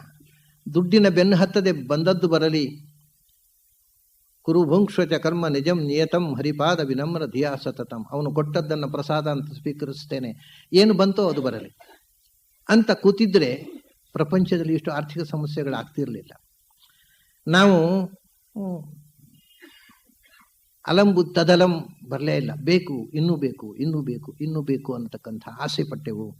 ಹಾಗಾಗಿ ದುಡ್ಡು ಮರೀಚಿಕೆಯಾಗಿ ನಮ್ಮನ್ನು ಕುಣಿಸ್ತಾ ಇದೆ. ಈ ಪಾಠವನ್ನು ನಮಗೆ ಮಹಾಭಾರತ, ರಾಮಾಯಣದಲ್ಲಿ ನೋಡಿ, ಭರತನ ತ್ಯಾಗ ಬಹಳ ದೊಡ್ಡದದು. ನನಗೆ ರಾಜ್ಯ ಬೇಡ, ನಾನು ಅಣ್ಣನನ್ನು ಕರ್ಕೊಂಡು ಬಂದು ಸಿಂಹಾಸನ ಕೂಡಿಸ್ತೇನೆ, ನಾನು ಕೆಳಗೆ ನಿಲ್ತೇನೆ ಅಂತ ರಾಮಚಂದ್ರನನ್ನು ಕರ್ಕೊಂಡು ಬರಲಿಕ್ಕೆ ಅಂತ ಭರತ ಹೊರಟಿದ್ದಾನೆ. ಅವನ ಜೊತೆಗೆ ತಾಯಂದಿರು ಎಲ್ಲ ಹೊರಟಿದ್ದಾಳೆ. ಕೈಕೇಯಿ ನಾನು ಬರ್ತೀನಪ್ಪ ಅಂತ ಹೊರಟು ಬಿಟ್ಟಿದ್ದಾಳೆ.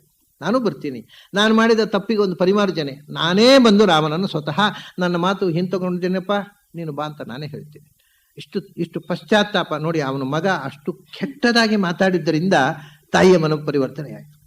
ಅವಳು ಹೊರಟಿದ್ದಾಳೆ, ವಸಿಷ್ಠ ಜಾಬಾಲಿ ಋಷಿಗಳು ಹೊರಟಿದ್ದಾರೆ, ಊರಿನ ಪ್ರಮುಖರೆಲ್ಲ ಹೊರಟಿದ್ದಾರೆ.